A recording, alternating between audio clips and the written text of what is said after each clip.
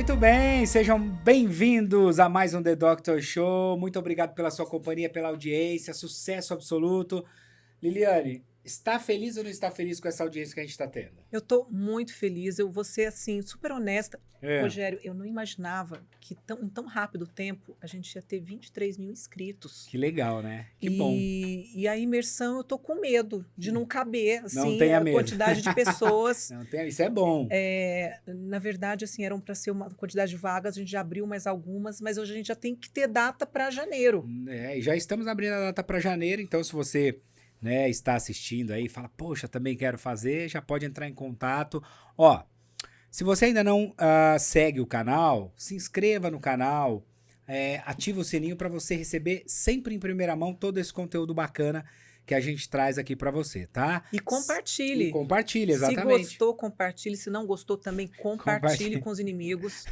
É isso aí. E se não gostou, mande sugestão. Como que a gente pode melhorar? Exato. Mande o seu médico que você quer ver aqui, ou se você é o colega que quer estar com a gente aqui no The Doctor Show. Isso mesmo. E temos hoje, um convidado especial. nossa, Hoje você vai apresentar ele, porque eu sei que você o conhece. Dr. Alexandre De Luca, que é médico ginecologista, acupunturista. Ele é responsável pela ginecologia funcional no HC e também pela acupuntura no HC. Ele é professor, tem assim, rodou o mundo inteiro e está sempre dando trabalhos científicos fora, dando cursos, mentorias na medicina regenerativa. Hoje ele trabalha também com células-tronco. Nossa, eu vou contar tudo. É melhor você contar, doutor. Bem-vindo. Muito obrigada por aceitar o nosso convite, estar aqui no The Doctor Show. Esse convite foi assim, venha pra cá. Foi quase uma intimação, né? Uma intimação, eu falei, então vamos. Que é muito bom. Eu acho que assuntos e temas que a gente tem que compartilhar, eu penso que sempre a gente tem que fazer o bem. Quando a gente transmite o bem, traz informação, não é todo mundo que a gente consegue atender. Então, quanto mais a gente traz informação para as pessoas, elas conseguem modificar. Eu falo que o conhecimento gera transformação, que gera uma emoção, que vai transformar numa ação. Quanto tempo isso vai demorar, a gente não sabe, mas que isso vai realmente acontecer. E quando a gente faz isso de coração, as pessoas sentem que faz parte da pessoa. E você reverbera isso dentro da pessoa e ela torna-se como uma verdade. E ele é um comunicador que transforma não só profissionais ali nos seus cursos, nas suas mentorias, mas os pacientes. Eu estava conversando com ele, Rogério, a consulta dele é 2h30. Eu sei, ouvi. E você sabe uma coisa também que eu achei muito bacana? Por isso que eu vou aproveitar hoje, já vou fazer a minha. A hora que você estava ali, certeza. Que vocês estavam conversando ali, e ele falou, eu sou professor, eu dou aula. Eu falei, gente, eu gostaria de fazer aula com este professor.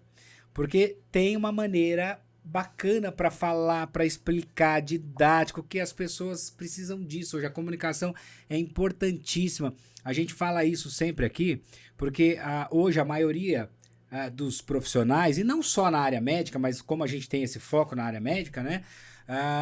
Eles não sabem se comunicar com o paciente. É isso mesmo. E aí o paciente sai de lá frustrado, ele sai sem entender absolutamente nada, e aí ele não quer voltar mais. Ele fala, fui lá, não entendi nada que ele falou. Foi até um papinho antes que a gente teve que é muito interessante. Eu acho que você tem que... Uma das primeiras coisas que eu acho que aprendi ao longo desse tempo. Primeiro, eu acolher o paciente. Entender em que situação que ele está e como que ele chegou. O segundo é você conversar com ele. Você vai examinar, você vai expor, você vai pedir os exames que tem que pedir e chegar num diagnóstico. E quando você chega e faz toda essa trajetória, acho que tem que ser muito objetivo, porque a gente tem mania como professor, como fazer muito curso, de explicar todo o mapa. E muitas vezes o paciente se perde, que para nós é uma coisa super corriqueira de a gente explicar, nossa, que legal, eu vi isso no artigo, eu quero o seu bem.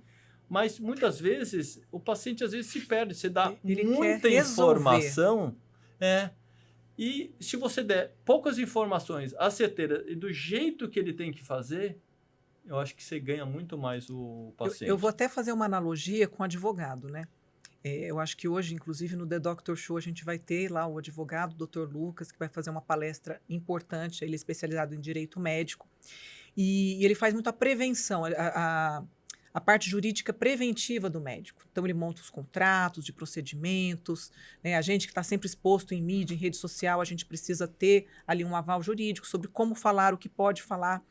E eu brinco com ele assim, às vezes, não vem com esse juridiquês, não. Eu quero só que você resolva isso para mim.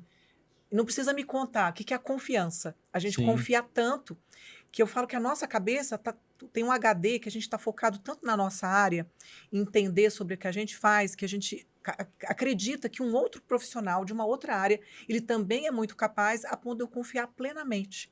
Hoje eu vou dizer para você que eu, graças a Deus, eu sou rodeada de equipes que eu confio muito, que eu aprendi a delegar, de pessoas que trabalham comigo e que eu também aprendi, e que muitas vezes, se eu for querer entender sobre o que cada uma delas fazem, primeiro que eu não vou entender. E outra que eu não vou entender na intensidade suficiente para poder discutir. Então, a gente tem que confiar.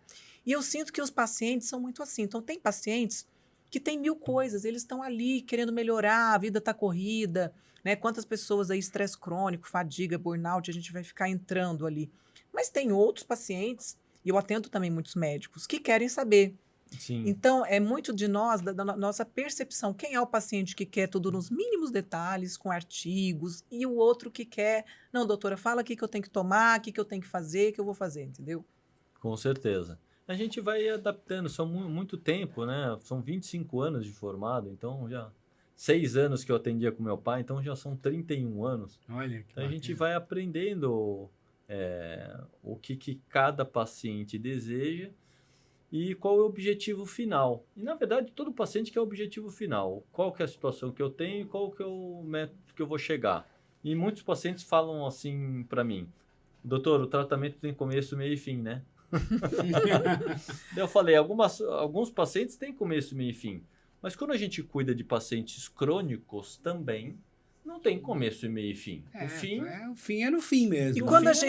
quando a gente cuida de longevidade, não tem a gente só tem uma certeza, que a cada dia a gente está mais velho. Portanto, a gente tem que ter mais recursos para que a gente Sim. possa estar sempre melhor. Se você tem 25 anos de formado, eu estou com 20 também. E é interessante você falar do seu pai. Eu queria, inclusive, saber se ele é vivo, qual que é a especialidade dele e o quanto que ele influenciou na sua escolha na medicina. Nossa, aí eu vou chorar aqui.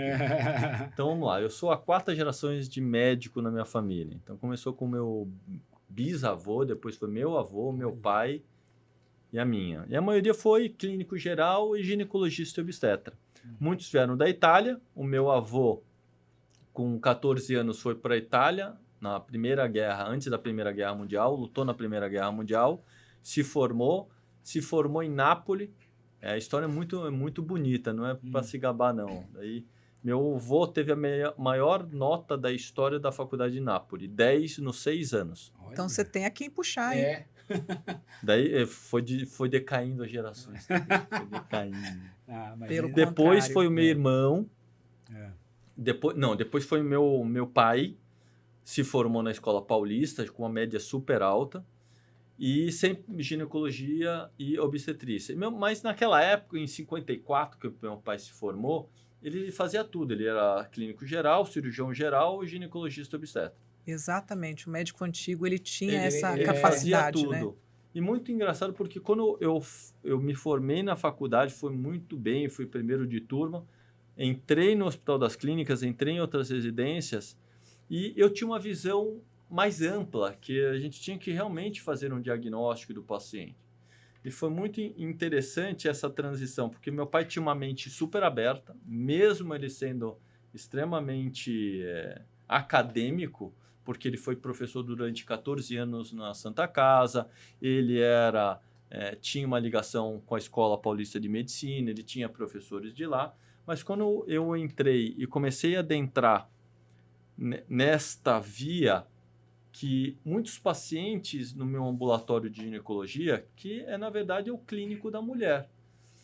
As pacientes falavam muitos sintomas e quando a gente ia pesquisar com a informação que nos era dada no nosso professor, a gente não tinha muita doença.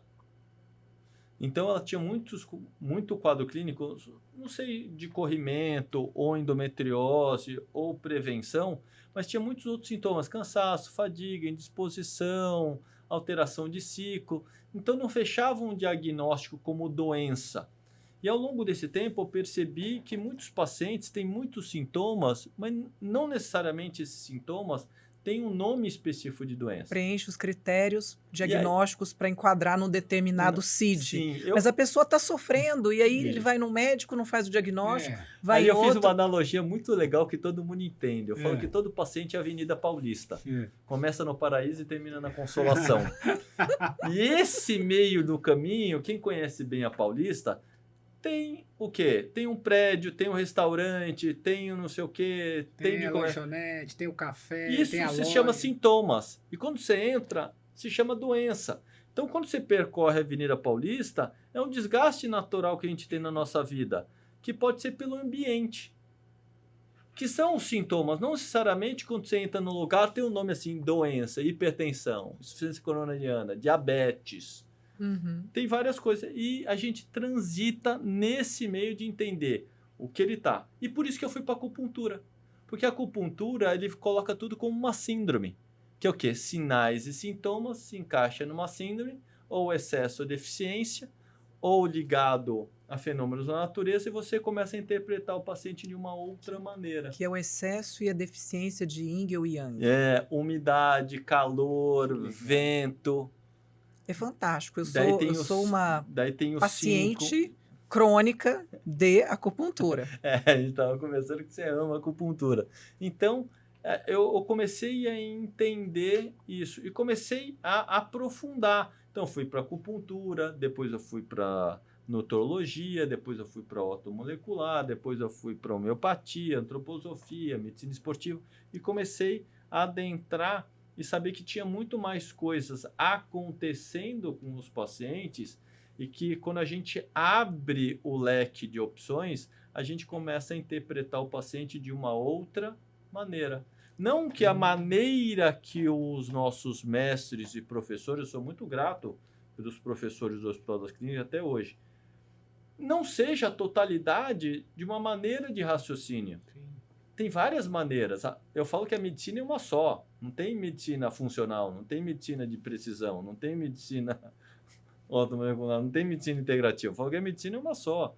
Só que você saber interpretar melhor o paciente nos dá mais opções de achar o que se encaixa para cada tipo de indivíduo. A gente não trata uma doença, a gente trata o indivíduo que neste momento da vida está passando por esta fase.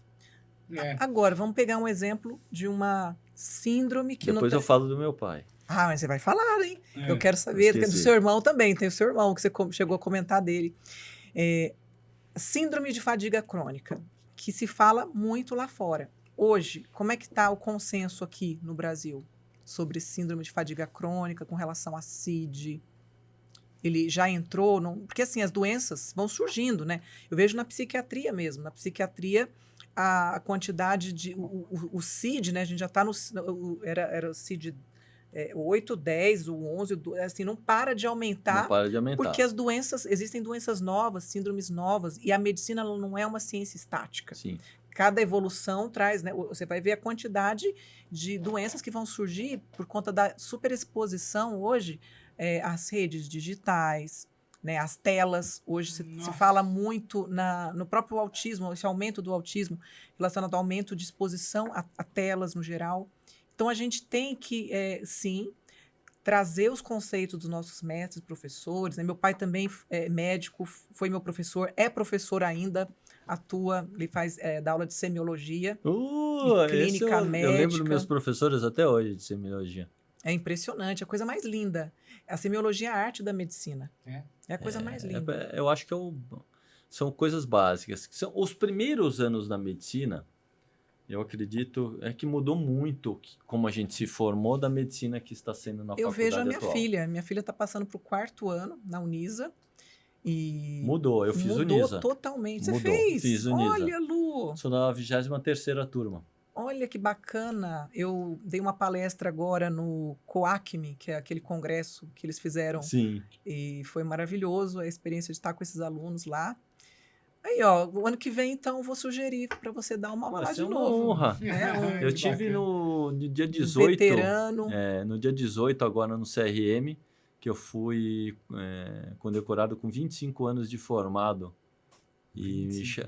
me chamaram lá para receber um diploma maravilhoso sobre serviços prestados. É muito, muito legal. É Gente, maravilhoso. vocês falam assim, me dá até vontade de estudar medicina agora, viu? Eu Porque- acho, Rogério. Mas vamos falar um Porque pouquinho essa da tá- fadiga crônica que ela É. estava me perguntando. Você tem uma parte que é ligada ao CID, que é o Código Internacional das Doenças, que você tem cansaço, fadiga e indisposição, e depois tem uma categoria de burnout no final. Uhum. Esse meio do caminho fica muito em cima, porque tem ligado uma parte com a psiquiatria, né? Uma parte de sinais e sintomas, e depois vai ter do burnout. Quando eu comecei a adentrar nesse mundo de síndrome da fadiga crônica, que começava há bastante tempo, quando eu fui para os Estados Unidos em 2002, porque em 2001 eu terminei a residência, em 2001 eu ainda estava lá no Hospital das Clínicas que fazia acupuntura, em 2002 eu estava fazendo automolecular, daí eu falei, vai para os Estados Unidos, um colégio americano chamado ACAM, American College for Advanced Medicine. Quando eles começaram a adentrar, era muito tema novo. E a síndrome da fadiga crônica, eles falaram que é sempre multifatorial. A gente sabe que a maioria das doenças que tem hoje em dia, saiu um artigo em 2018, aí facilitou uma coisa que a gente já se falava há bastante tempo. A primeira coisa é que a bateria e o motor do nosso carro no ser humano está falhando. A gente brinca que é a nossa mitocôndria. É a mitocondriopatia. Então, a gente Já tem que falamos ver o disso. ser humano como macro, mas como micro dentro da nossa célula. Então, o micro dentro da nossa célula é como se fosse essa sala. Então, tem uma parte que funciona energia. Vamos fazer só um briefing. Se acabar a energia aqui, acaba o podcast. Porque vamos ficar no escuro Fácil. e nada acontece. Então, acaba não dando um shutdown total. Então, para todo mundo pegar esse gancho. Não dá o shutdown na energia total, mas fica naquela luz que vai e volta. Então, você vai Fica fazer oscilando. tudo É que como se precisa. faltasse a luz e eu e o Rogério continuasse aqui entrevistando ele no escuro. No escuro. Então, assim, tá falhando. Tá falhando. Tá Ou falhando. senão apaga uma, pisca a outra. Isso, vai, aí a gente começa a vai. gravar do Então, celular. a mesma coisa, quem mora em prédio, se acabar a luz do prédio, vai dar dificuldade. O portão não abre, você vai ter que subir de escada, não abre a porta, você não vai ter muitas coisas de É um micro-ondas. prédio fadigado. Esse é um prédio com fadiga crônica. Então, a gente sabe que essa disfunção mitocondrial de produção de energia, Tá. já várias funções importantes dentro da célula já não estão sendo feitas na velocidade e na performance que deveriam fazer. Então, a gente tem que colocar dois nomes. Velocidade, porque é tudo agilidade, Sim. né? Hoje em dia a gente não está rápido. É. Na velocidade que a gente quer e na performance que a gente deseja, certo? Então, performance, você sempre quer 100% e para ontem o resultado, certo? É. Já não tem o que você espera. Então, você vai o quê? Devagarzinho, nós estamos indo lá É igual- numa boa. É igual o computador que não está atualizado. Isso. Que é Vai devagarzinho. tá antigo ainda, o processador é outro, você digita um comando, ele demora para ler, para fazer, né? Não processa na velocidade. E o segundo que ficou bastante famoso e que agora está difundindo, eu abro um pouco o leque, seria um processo inflamatório e infeccioso, tem os dois juntos. Processo inflamatório, infeccioso, daí tem uma sigla pequena, crônica. Não é que nem você dá uma pancada ou tem uma sinusite, uma pneumonia. Vai devagarzinho, você não percebe que está dando problema. Inflamação subclínica.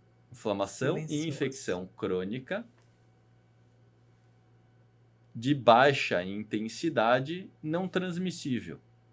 Então, quer dizer, vai minando o paciente. Vamos fazer uma pequena jogadinha, todo mundo vai entender. A gente ficou numa onda agora de a gente pedir 25-hidroxivitamina D, certo? Para a gente Certo. saber a nossa reserva de 25-hidroxivitamina D se está boa. Nosso organismo converte numa vitamina D mais forte, através de uma enzima no nosso rim e em tecidos periféricos, e 1,25-hidroxivitamina D. Ela tem várias funções no organismo. Quando a gente pede para o paciente ver uma vitamina D, coloque na cabeça, isso é uma consequência ou uma causa de um problema que está acontecendo? O que vocês pensam? Acho que as duas coisas. E uma coisa retroalimenta a outra. Sim. Geralmente, se é ligado a sinais e sintomas, se ele está sendo ligado, é uma consequência. Mas ela estar baixo tem uma causa. E já vieram alguns artigos falando que geralmente é um processo infeccioso bacteriano intracelular. E quais seriam essas bactérias, vírus? Não se sabe exatamente qual bactéria. Pode ter vírus, fungos ou bactérias que diminuem esse processo. Por quê? A vitamina D ela tem uma importante função no nosso organismo. Não só para absorver cálcio e fósforo, para os nossos ossos e para manter na nossa circulação, para os nossos dentes, para a nossa atividade de cálcio, o que todo mundo elétrica. Sabe, né? Mas ninguém sabe que ela é um hormônio. A vitamina D não é uma vitamina. Eu não sabia. Eu não sabia. Ela tem o mesmo núcleo que a testosterona, chamado ciclopentano peridofenantreno. Que é o mesmo do colesterol. Que é o mesmo do colesterol. Peridofenantreno. Que é o mesmo. Então, esse mesmo ciclo, como que ele vai chegar no nosso organismo? Ele vai ser metabolizado, esses subprodutos, esse aumento do 25-hidroxi, ela forma 2 antibióticos naturais, catelecidina e betadefensina, em vários órgãos, mama, ovário, útero, baço, pulmão, sistema linfóide, e também age no nosso motor, age na mitocôndria. Então, ele melhora a mitocôndria. E tem outra coisa, em órgãos-alvo e endócrino, ele protege contra a degeneração. Você falou da vitamina D, e aí é o seguinte, sabemos que se eu tô com a vitamina D baixa, o que eu faço? Vou lá, o médico receita a vitamina D. Sim. Comprei e tomei. Bacana? Ótimo. Por outro lado, eu vejo vejo vídeos, né? Enfim, o pessoal falando o seguinte, a vitamina D não adianta você tomar se você não tomar sol para ativar a vitamina D. Isso é mito ou é verdade? É que a vitamina que a gente toma é a D3, né? E a gente não tem nada a ver com a vitamina D. Eu entrevistado ele, eu vou deixar, por favor, doutor, manda ver aí. Não, você tem uma parte da vitamina D, o que ela falou, D3 é uma vitamina de reserva, de depósito. Na verdade, quando o sol bate na sua pele, a UVB tem um comprimento de onda, ela vai ser o quê? Hidrolisada, vai para o nosso fígado, há um aumento de OH, tem essa conversão, mas tem uma conversão periférica em 25-hidroxi. Mas quando você toma 25-hidroxi, você dá ela a reserva mesmo já. Entendi. É diferente de você dar a um paciente que tem uma deficiência enzimática crônica do rim, em pacientes com insuficiência renal crônica, e que daí você precisa dar o calcitriol, ela já ativa. Mas se você não tem nenhum problema renal, se você tem reserva, ela vai ser convertida. Mas a grande conversão, e ainda muitos trabalhos não sabem, é que tem vários outros subtipos de vitamina D que agem no nosso organismo, que é muito maior. Tá. Essa pergunta foi pelo seguinte, porque tem essas falácias. Não adianta você tomar vitamina, que se você não toma o sol não faz o efeito, não ativa a vitamina. Por outro lado, eu falo assim, poxa, mas se fosse assim, então São Paulo, 90% da população estaria morrendo com problemas, porque... Mas é isso que está acontecendo. Porque quem tem tempo hoje para tomar... E eu estou dizendo isso porque falamos disso esses dias lá na TV, e o assunto era esse, que todo mundo falando, olha que sol lindo que tá lá fora, queria estar na piscina agora, queria estar na praia, nossa, faz não sei quanto tempo que eu não vou na praia, e aí surgiu esse papo, o pessoal lá da produção do Mexer, falou, tá vendo, vocês vão tudo morrer sem vitamina D, aí começou a falar, e aí começou a discutir esse assunto, e aí eu falei, gente, mas se fosse, porque alguém falou, se você não toma sol, não ativa a vitamina D. Eu falei, então ninguém tá ativando a vitamina D, porque ninguém toma sol, tá? Todo mundo trabalha, chega no final de semana, tem coisas para fazer, acaba... Eu não me lembro a última vez que eu fui tomar sol.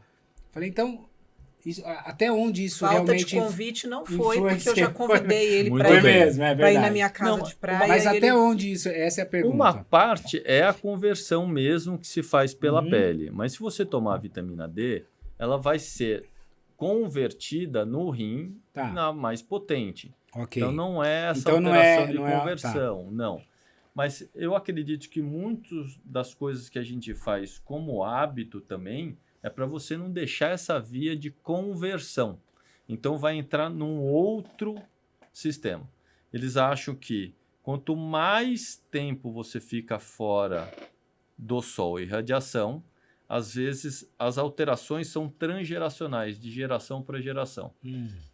Eu não peguei esse artigo, mas mandaram o resumo para mim, que gerações que têm burca estão vindo com alterações genéticas de alteração de conversão. Porque é uma pessoa que não toma sol nunca. Que é chamados transgeracionais. Eu comecei a estudar transgeracional mais ou menos uns 12 anos atrás, que na verdade começou com os judeus no inverno de 44 e que acompanharam os filhos até hoje. Quando você tem supressão muito grave, ou de alimentação com muita alimentação, você tem alterações genéticas, epigenéticas que vão se transformando de uma geração para outra. Então a gente vê hoje em dia que a gente está numa cidade de pedra, né? Que falam, né? Sim, a gente aqui. Então, muitas gerações que vão passando de geração para geração. Nossos pais fumaram, poluentes orgânicos, vai alterando essa característica. Eu falo que a epigenética é igual interruptor de luz. Ou está ligado ou está desligado. Para o bem ou para o mal. Eu falo que interruptor de luz. E eu falo que não muda a sequência do nosso gene.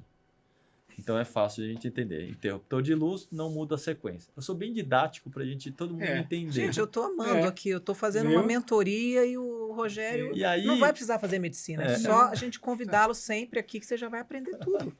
E aí quando tem essa transformação das idades e vai tendo, você está vendo que o número de patologias tem aumentado. O número de câncer, doença cardiovascular, tem ligado ao sedentarismo e tem ligado com...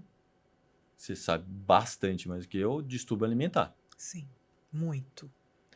Só que você está vendo que o número de casos de autismo tem aumentado estrondosamente. E por número percentual, o número de câncer também tem aumentado. Não é só porque tem melhorado a detecção precoce. Porque as pessoas tem aumentado falam, nossa, será que aumentou também. o número ou aumentou os diagnósticos? Não. Hoje se diagnostica melhor, mas a gente observa que também os números estão aumentando. Então, quer dizer, está tendo alguma alteração ao longo do tempo, porque várias coisas que a gente fazia anteriormente não estão sendo feitas. A alimentação... Então, vamos lá. Exposição estilo ao de sol. vida, o que mais a gente tem falado aqui. Estilo de vida. A gente fala de estilo de vida, mas a gente está tendo o estilo de vida que deveria ter? Não. Por exemplo. Qual que é a melhor comida que a gente tem? Não é aquela que é feita pela vovó, panela de barro e fogão a lenha? E hoje em dia... É outro gosto. Sim. Não dá nem para comparar. Não dá nem para... isso. É incomparável. Até o que se cozinhava na panela de barro já não é o mesmo que se cozinha hoje, vem da terra com todas as alterações, né? Que são feitas de melhoramentos genéticos. Porque eu vi que vocês estavam falando ali sobre alimentação, sobre transplante de fezes. Daí eu falei, pô, beleza. Será que muita da sensibilidade da alteração é da alimentação? Ou já desde que ela é plantada, ela já tem poluentes orgânicos? Já tem, porque para não fungar, não fungar a raiz das plantas, você tem que colocar o glifosato. O glifosato é aquele monte de bolinha colorida. Então você já começa... Parece a cobertura do brigadeiro de criança, mas não Pega a tua infância. Você jogava bola na rua? Fazia. Você ficava jogando muito videogame? Não Tinha tela? Taco. Bolinha de futebol de botão. Imagina, vivia no quintal. Peão. Peão, corria, ia nadar ali no coisa, vai ficar subindo. Como é que são as crianças Carrinho de rolemã. Carrinho de rolemã, me ralava inteira. Exatamente. Como é que são as crianças hoje? O tempo inteiro aqui, ó. Ou tá no celular ou tá na TV. Como é que vão ser as crianças, geração dessas crianças? Eu não sei. Vamos então, ó, virar já toma num mundo... E a alimentação também, ela tem... você falou isso, eu fui lembrando, né? Faz todo sentido. Eu fui criado no interior e lá é o seguinte, a alimentação era ali. Mas era muito no quintal boa, de né? cada, minha avó Eu lá sou no... mineira. Tinha coisa horta. Ó, e é muito interessante isso, porque no quintal lá tinha uma horta enorme. Então todo dia você comia hortaliça, você tirava dali, não tinha agrotóxico nem nada. Pé de fruta tinha todas as frutas que você imagina, tinha lá, toda hora carregado da hora, você comia ali. até hoje lá, né? A minha família ainda faz isso. Eu acho que você tinha que voltar para lá. Eu também acho. Que cidade que é? Lá ninguém chama Maracaí. Maracaí. Do lado de Assis ali, né? Do lado de Assis. Até hoje, quando eu vou pra lá, agora no feriado eu tô indo pra lá. A minha tia, lá, assim, o que ela faz? Mata porco e faz a gordura, guarda lá. Aí ela usa aquela gordura do porco, aquela banha ali natural pra cozinhar. Então não tem... É muito diferente. Não tem óleo hidrogenado. Não tem. Não tem óleo de canola. Não tem. Que não é decanola. Né? Não tem. Não é decanola. Então, assim, é isso. E eu cresci com esse tipo de alimentação. Hoje, realmente, eu falo, meu Deus do céu, como eu como Hoje em mal dia, aqui. quando a gente faz, até que você estava com a nutricionista, a gente tenta melhorar o máximo possível o que a gente tem. Eu falo que o médico bom, o nutricionista bom, uma equipe boa, ela tem BS, bom senso. Bom senso. BS. E tem que resgatar algumas coisas, né? Você estava falando da medicina chinesa, da acupuntura, dos elementos da natureza. É muito legal. Gente, isso não tem como a gente prescrever uma cápsula. Não. Não dá. É trazer... Por isso que todo final de semana eu vou para a praia. Quando não tem o curso, né? Claro. A gente colocar o pé na areia, entrar no mar. Não tem preço. E a minha casa, ela é uma casa de campo na praia. Nossa, porque ela que tem maravilha. Um quintal dela é uma floresta, digamos assim. Que legal. Eu vou te convidar, vamos passar um final de semana lá com a gente, você vai gostar. E assim, o fundo é tipo um interior, uma que delícia. roça, digamos assim, uma fazenda. E tem uma a coisa praia. do campo. E a frente é pra praia. Que legal. Então ali a gente consegue. E assim, nenhum tratamento, gente. Eu tenho fibromialgia, tá? Tenho fibromialgia, tomo lá os duloxetina, faço sorinho, tudo, faço acupuntura, mas nada se compara com quando a gente vai para a natureza, né? Impressionante. Não. Parece que a gente descarrega mesmo. A terra é muito importante. Depois a gente entra em eletromagnético. A terra é muito importante. Mas vamos lembrar do seu pai, que a gente não pode esquecer que a gente começou... Só da fadiga crônica. Só tem mais um item, que é o motor tá ruim, quer dizer, a eletricidade tá ruim. Que é a bateria do nosso carro. Daí tem um processo inflamatório e infeccioso. Faltou um para dar doença. Desregula o sistema imunológico. Aí o sistema imunológico começa a agredir ou diminuir o seu organismo. A expressão de ligação, daí começa a surgir as doenças. Câncer, osteoporose, anemia, insuficiência coronariana, diabetes. Começa a agredir o órgão e o órgão não produz a performance que ele deveria fazer. Parênteses, do meu pai. O meu pai já é uma história muito legal, porque eu fiz escola militar antes de ser médico. Olha só. Que bacana. Eu fiz escola preparatória de cadetes do ar. O meu pai fez também. Que bacana. Olha! Legal! Aliás, a gente precisa trazer ele aqui no Sim, The Doctor. 89, 90 e 91. Olha. Fiz 3 anos de escola militar. Daí é muito engraçado que passou essa fase da escola militar. No 3º ano da escola, eu tive um sonho maravilhoso e quem acredita, eu acredito, anjo veio falar para mim e falou, você tem que ser médico. Eu falei, cara, eu médico?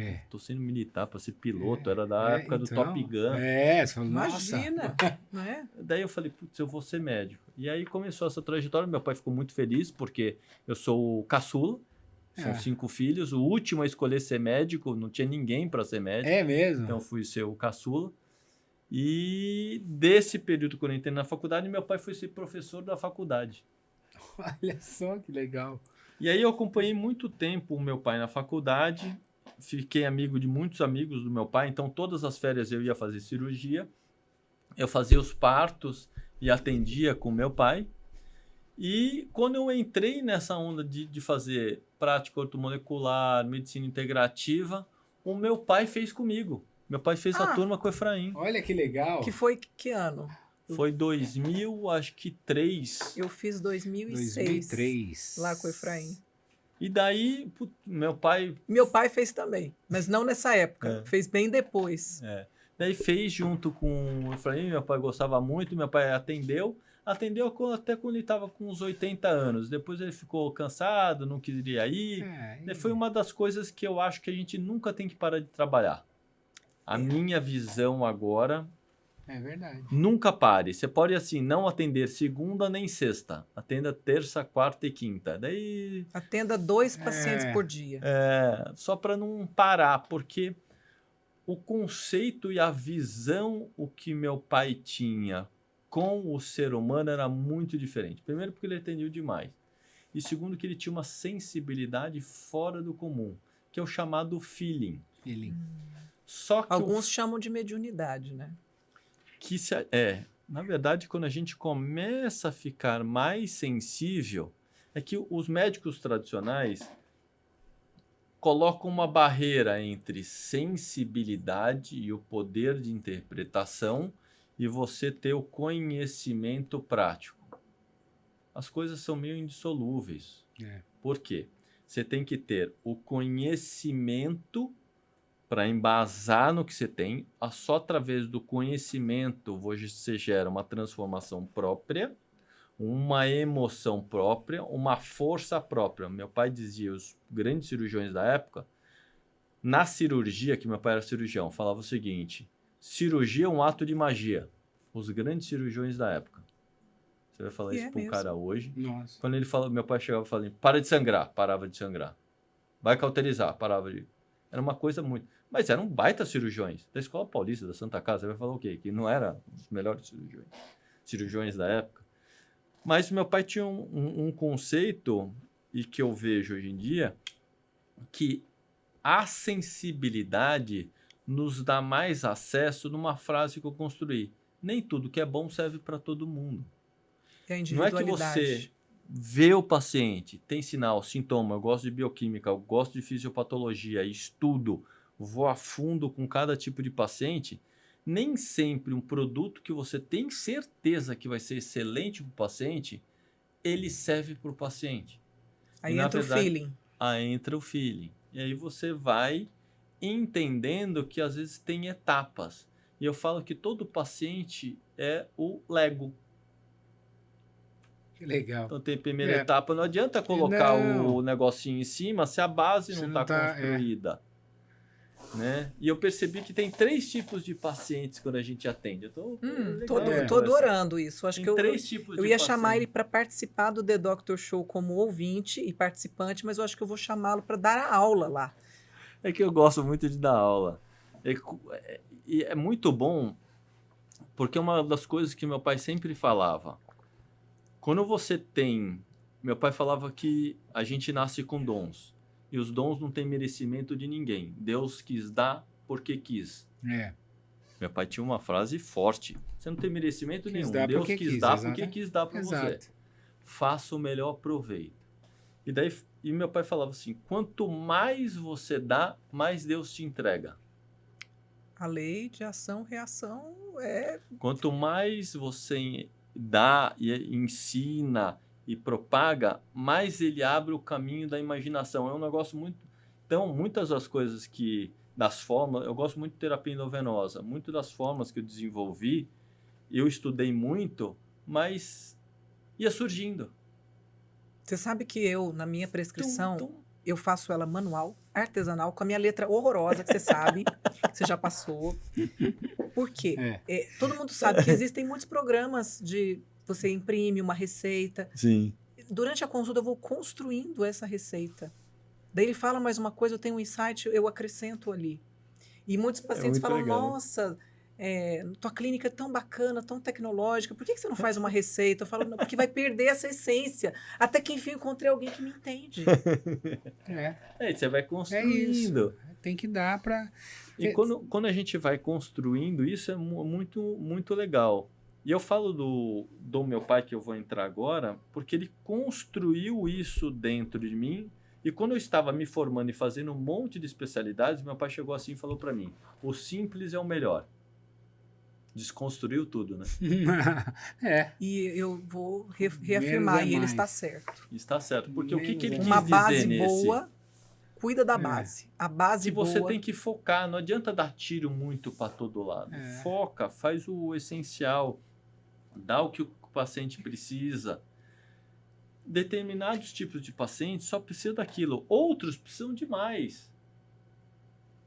E foi muito desgastante nesse processo, porque eu perdi meu pai no Covid, né? Eu quase perdi o meu. Ficou 1 mês entubado. Então, aí foi uma das grandes... Não adianta falar que a gente esquece. Esquece. Não. Não esquece Não jamais. tem como esquecer. Então, meu pai era um grande... Foi 2020? Foi em 2020. Grande expoente, grande força como profissional, como pai, como mestre. Ele tinha uma veia esotérica, porque ele fazia parte da Sociedade Brasileira de Obiose, que eu sigo também. Depois me apresenta, por favor. Que é maravilhoso. Ele era médico do professor Henrique José de Souza, eu fui médico do filho dele, do Hélio. Então, seguiu mais ou menos o caminho. E meu pai sempre falava, dá tempo ao tempo, vai estudando, vai construindo, se seu corpo precisa, descansa. E meu pai tinha outras fases assim, assim, por insucesso, qualquer desculpa vale. É verdade. Meu pai tinha umas frases fortes que eu falava, você há de convir comigo que o tempo dele também aqui, assim, a evolução desse cara, né? Que eu já tô fã, não conheço, fiquei fã. Ele não tinha mais o que fazer aqui, ele já estava numa outra esfera de evolução. Provavelmente ele está com... Eu não sei, provavelmente, mas você nunca quer que o pai vá embora, né? A gente nunca quer que ninguém assim, vá, né? Porque é o seguinte, na época do Covid, eu fiquei mal do Covid. 50% do meu pulmão foi comprometido, mas graças a Deus eu fui no hospital, vi que estava comprometido. Foi depois do falecimento dele? Não faço o que eu fiz. Saí do hospital, liguei para o meu médico que disse que ia internar, fui para casa e falei, me dá o que eu tenho que tomar, e eu bobeei. Daí eu comecei a fazer os tratamentos na clínica. Aí em 1 semana tinha sumido tudo. E daí, foi antes nesse ou período, depois que ele faleceu? Não, foi 1 semana antes. Eu estava recuperando do mal que eu estava. E daí meu pai pegou o Covid. No dia seguinte ele estava mal de falta de ar. Foi para o hospital. Estava com os exames muito ruins, mas estava recuperando. Estava assim, PCR de 10 estava 1. É que em 2020 a gente ainda não tinha todo tava o conhecimento novo, né? que a gente tem ele hoje. Faleceu daí ele internou mais ou menos acho que dia 12 ou 11 de junho e faleceu dia 28. E daí ele estava ótimo, visitei ele no sábado, no domingo não deu para ir. No segunda-feira de manhã eu recebi, seu pai tá ruim, a gente vai ter que entubar. Daí eu falei, porque eu já tinha tratado várias vezes do meu pai, que ele tinha uma insuficiência arterial periférica crônica, eu descobri pressão alta, diabetes, hipercolesterolemia, já tinha um histórico.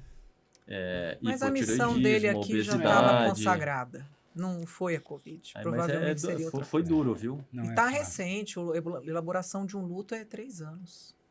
Foi duro, porque eu que fiz todo o processo do hospital. Eu que, graças a Deus, sou muito grato para os enfermeiros do hospital. Eles deixaram eu trocar a roupa do meu pai.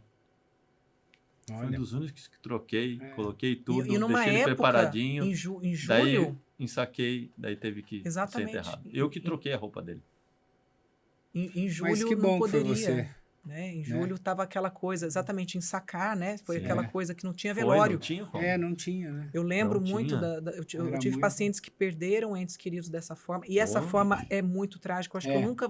Sabe quando é que eu fui valorizar um velório na minha vida?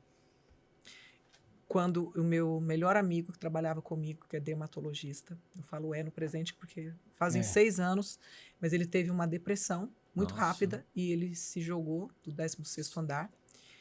E não teve velório, porque a família não quis. Eu respeito. Ginecologista?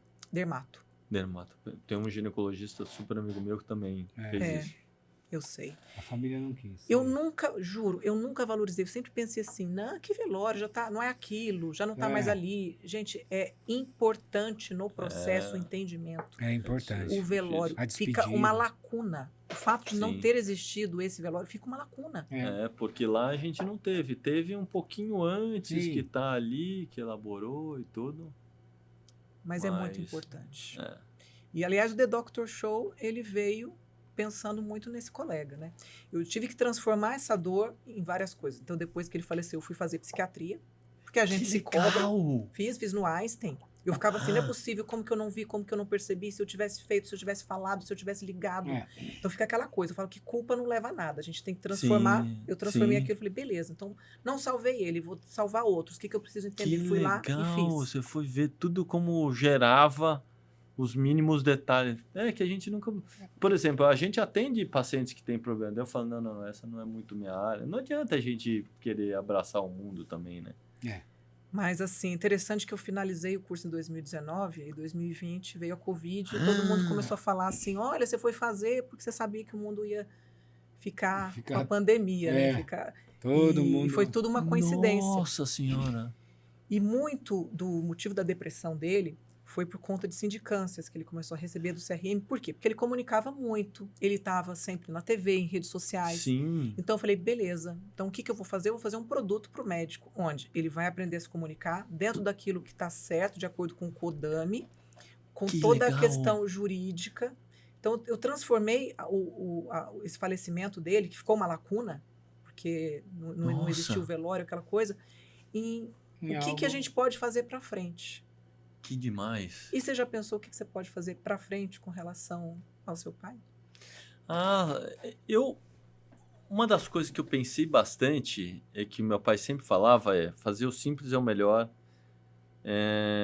transmitir o maior número de conhecimentos e treinar as futuras gerações. O que meu pai fazia? Meu pai era um muito bom professor.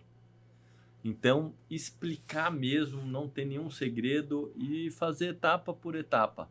Se o aluno tem dificuldade, é uma culpa também, né, do professor, que não ensinou por etapa delicadamente.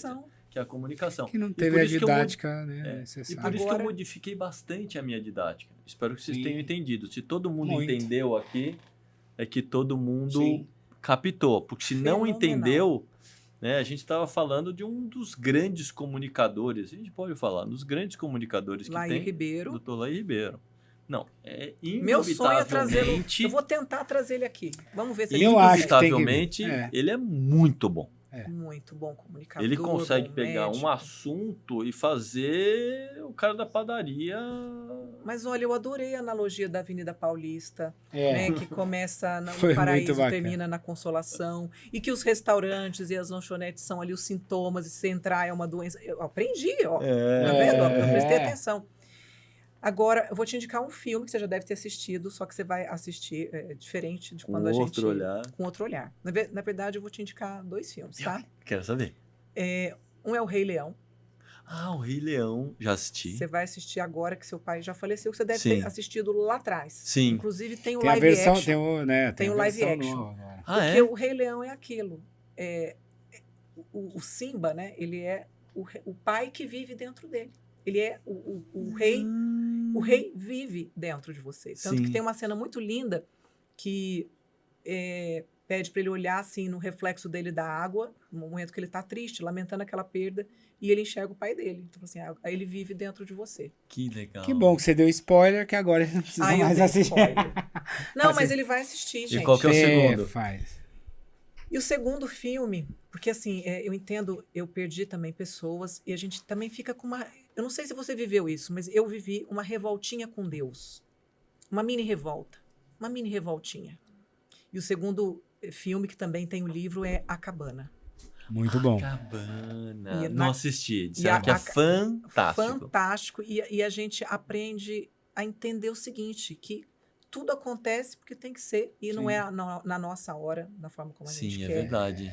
E que um dia lá na frente a gente vai entender. Então, assim, é um filme que trabalha muito também a pessoa que tem a mágoa, que não é um caso que a gente levantou aqui, mas as pessoas que se identificarem, que tiverem mágoas para se resolver. Viu, Rogerinho? Você pode assistir A Cabana. Você já assistiu A Cabana? Já assisti. Mas você já assistiu depois que eu falei pra você assistir? Porque assim, quando eu falo pra assistir... Já assisti, acho que umas 2 vezes. Mas você vai assistir de novo. E eu continuo querendo queimar viva a pessoa que eu tô. Tô brincando. E eu continuo... Vou assistir os 2 com essa ênfase. É bom porque faz a diferença. Sim. Né? Aliás, falando em fazer a diferença, eu preciso falar, né? Que a gente falou que o nosso patrocinador, que é a Health Tech. Gente, vou contar uma coisa. A Health Tech é legal porque essa empresa está há mais de 20 anos, né, no mercado. E faz diferença mesmo. Outro dia eu estava batendo um papo, a gente até falou isso no outro podcast, que hoje eles fazem, né, a diferença pela questão de trazer algo para reabilitar a saúde da pessoa e não só tirar uma dor como, você está com uma dor? Toma aqui esse remédio que a dor passa, mas daqui a pouco a dor volta porque existe, tem a raiz do negócio, né? E é muito legal isso. Então, eles têm lá os melhores produtos, né? Os produtos hoje é o top do top, né, doutora? Você usa produtos da Health? Eu uso, óbvio, né? Você não pode certeza. Você não pode falar muito, mas eu posso. Usa porque eu sei, eu vou lá na clínica. Quando ela faz lá os soros, lá tem muito injetável, bacana, né? Ó, se você quiser saber mais, a gente vai deixar o QR Code na tela aí. Acessa com o seu celular, porque aí você vai cair direto lá neles, vai conhecer um pouco mais, pode ser um parceiro da HealthTech, isso é bacana demais. Muito legal. E temos também que agradecer a Fagron, que é o nosso parceiro, que aliás, os 2 dias que vão ter de imersão do The Doctor Show. 18 e 19 de novembro. Já vou anotar. Ó. Aí anota, doutor. Pega o seu celular, Isso. agenda. Porque essa imersão de 2 dias vai ser realizado lá no espaço da Fagron, que é maravilhoso, é muito bacana, né? E também é legal, porque a Fagron é uma grande empresa que produz os insumos, né? Para que sejam feitos aí todos os remedinhos bacanas para deixar a gente... Tem a Genomic, né? Que tem? Também tem os testes genéticos. A gente falou É verdade, você falou do teste genético. Eu achei isso muito legal. Muito interessante. E a gente vai até fazer um podcast específico Eu sobre acho que isso. tem que fazer mesmo, né? Agora, você dá mentoria dos endovenosos, não é isso? Já que você entrou... Os injetáveis. Vamos falar. Eu sou um dos speakers da HealthTech. Então, comecei a fazer parceria com o João, né, da HealthTech, há pelo menos uns 15 anos atrás. Que bacana. Sabe o que eu lembro muito, doutor Alexandre? A gente com ele no casamento da Débora, filha do Efraim. A gente estava na mesma mesa. Tava você e a acompanhante, o meu esposo, tava lá o João também, com a esposa. Eu não esqueço. Nossa, e também eles fizeram muita diferença. Muita diferença. No meu início como prescritora, né? E o Efraim, a gente falou tanto do Efraim hoje. Conta para o Rogério quem que é o Efraim. Quem sabe a gente consegue trazer o Efraim aqui no The Doctor Show. Vamos trazer o Efraim. O Efraim foi Nem que eu tenha que ligar para ele. É um dos grandes ícones que ele começou muito com outros pesquisadores a parte de prática automolecular para o Brasil. Então, ele é cardiologista de formação, mas ele entende muito da parte de fisiopatologia, de bioquímica e dá muita aula há muitos anos.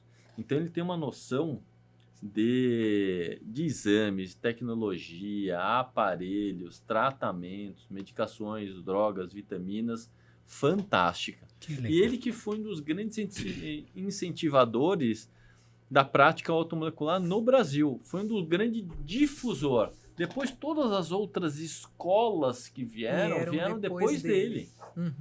Olha, não foi ele é o difusor de tudo. Efraim, você está convidado, intimado a vir participar aqui do The Doctor Show, do nosso podcast. E ele vem sim. Porque eu tenho certeza que quando você vier, Deus vai te dar muito mais coisa boa na sua vida, porque ele é meu parceiro, então eu vou falar para ele, entendeu? Então você está convidadíssimo. Né? Olha, eu adorei esse papo, viu? Eu adorei. Eu adorei. Que bom que agora o doutor Alexandre, que é meu xará, né? Viu? Porque ninguém sabe, mas meu nome é Rogério Alexandre, então eu também sou Alexandre. Eu acho que é isso que tá faltando. O quê? Você trocar o Moreto, colocar o Alexandre. Mas não pode, eu tenho que ter um sobrenome, não pode ter 2 nomes Mas compostos. eu não conheço nenhum Rogério Alexandre. Então, eu sou o Rogério Alexandre Moreto. Entendeu? Quem sabe aquele negócio da nomesofia. Você já fez nomesofia? Não, Eu fiz recentemente um estudo... Né, do nome, por exemplo, a partir de agora eu vou tirar um N do meu sobrenome, do Opperman, vou ficar com um N só. Foi feito todo um estudo com esse nome, o que representa, e os 2 N's juntos, é como se eles fizessem uma negação, fechassem uma porta. E aí ela me explicou, eu estou tentando esse processo de entendimento, só sei que ela é uma daquelas que eu entendo, falo, o que é para fazer? É para tirar? Beleza, confio, vamos tirar. Prático. Vamos tirar. E vamos ver o que vai acontecer. Depois eu posso te indicar. Maravilha, será uma honra. Aliás, olha, eu vou querer saber sobre a eubiose. Eubiose. Eubiose. Isso. A gente pode marcar um dia para fazer Pra falar só sobre isso, sobre eu isso. acho. Deixa eu entender um pouquinho mais, É. Você que vai me gostar interessa bastante. muito. E Bom, tem o Instagram, não tem? Tem. Qual que é? DR Alexandre De Luca. Vai lá. Tá, DR arroba Alexandre DR Luca Alexandre é com C? Que é um C só. De Luca. Luca É. com C só. É DR de doutor, Tá, né? é, sim. DR DR Alexandre, Alexandre De De Luca. Luca. Sigam o fácil. doutor. Tem algum curso próximo? É. Tem, vai ter um curso dia 10 de dezembro, Tá. no sábado, uma mentoria. E eu fiz uma mentoria muito prática. O que eu desenvolvi ao longo desses 25 anos? Eu percebi que todo paciente, você lembra que eu falei que era o Lego de construção? Sim. Eu pautei que a parte de saúde integrativa, a medicina integrativa, ela tinha que ter uns pilares. E esses pilares tinham graduação. Então, eu fiz os 7 pilares do raciocínio clínico integrativo. Então, todos os pacientes passam por essa determinada fase. Como eu percebi isso? Por causa da Avenida Paulista, eu percebi que muitos pacientes graves, eles teriam que ser tratados nessa sequência. Então, eu coloquei energia, primeira coisa. Segunda coisa, o segundo pilar, metabolismo. Terceiro pilar, nutrição celular. Quarto pilar, inflamação. Quinto pilar, só no quinto pilar vem hormônios. Olha só. Sexto pilar, detoxificação.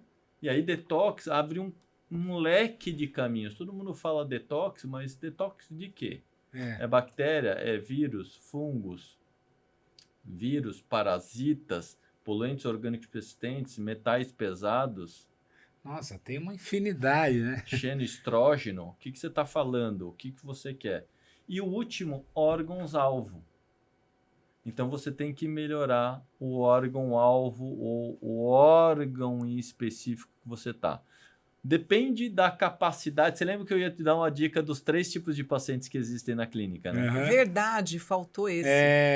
Não Para perdeu. finalizar. Você Vamos vai fechar com Finalizar. isso. Chave de ouro. Vamos lá. Esses são 7 pilares do raciocínio clínico integrativo. Tá. Então, eu acabei desenvolvendo e vendo que se você seguir isso, você não erra.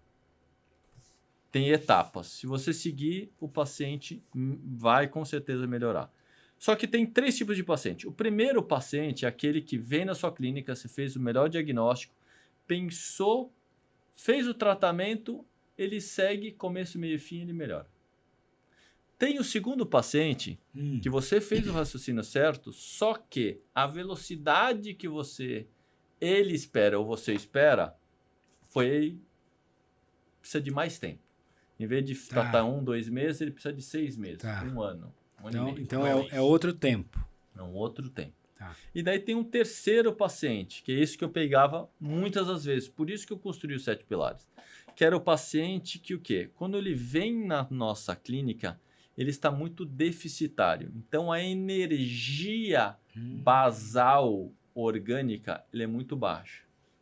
Então ele não tem capacidade de fazer tudo o que você pede para ele. Eu mimetizo que o nosso tratamento é igual à academia. Tá. Você pega um sedentário, você não vai falar para ele correr, andar de bicicleta, fazer funcional ou musculação. Não. Você vai fazer um basiquinho. É a mesma coisa. O paciente é básico. Então você vai fazer a base dele.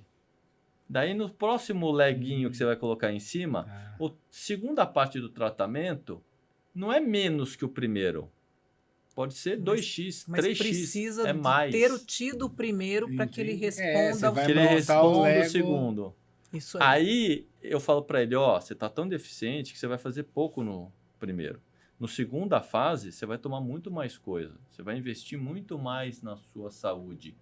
Tudo bem? Você está entendendo o que eu estou te falando? Porque senão acontece que a gente explica tudo para o paciente e fala, doutor, você está me dando muito mais. Eu falo, sim, porque no primeiro você estava tão deficiente que não dá para te dar. É que nem academia. Adianta te dar uma série de musculação, corrida, bike, funcional, pilar, você não aguenta. Você vai lesionar. Sim. Então tem que construir o seu corpo.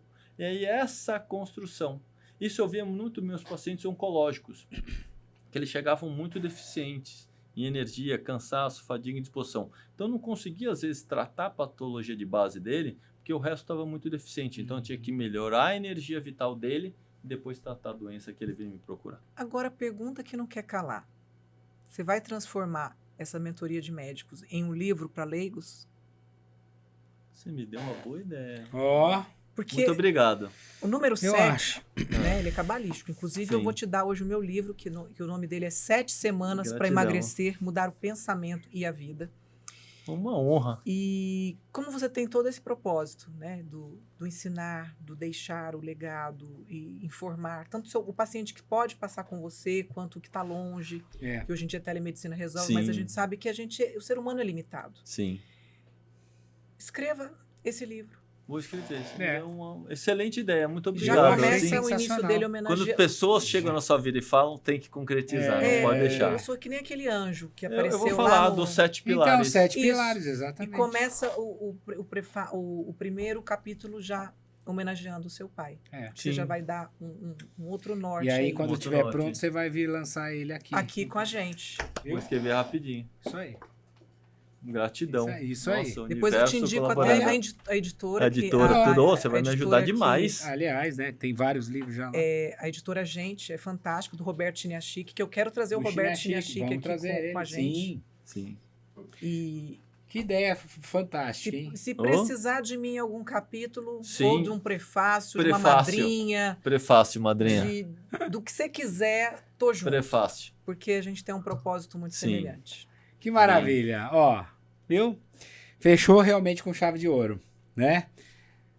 Doutor Alexandre. Então, mais uma vez, é @Dr. Alexandre Deluca. Deluca. Com C. Alexandre Deluca com C só, tudo junto. O Instagram da doutora é @doutora Liliane. Só isso, doutora Liliane, né? Só escrever por isso. com 2 T's, Rogério. Moreto, Rogério, muito bem, com 2 T's. Que Moreto eu com preciso 2 T's, reavaliar Rogério. isso aí.